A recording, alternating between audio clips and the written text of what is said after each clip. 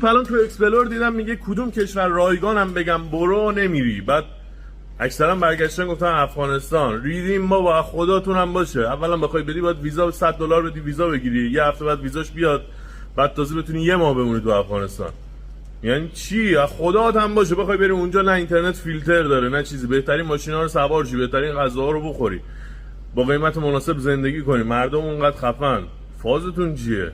مثلا فکر کنم مثلا اونجا شما اصلا راه میدن خیلی‌ها رو، همون به قول ویزا به این راحتی براتون صادر میشه و همه ایرانیم. این اصلا خیلی این حرکت شوخی بود، این حرف از دهن خیلی‌ها شنیدم.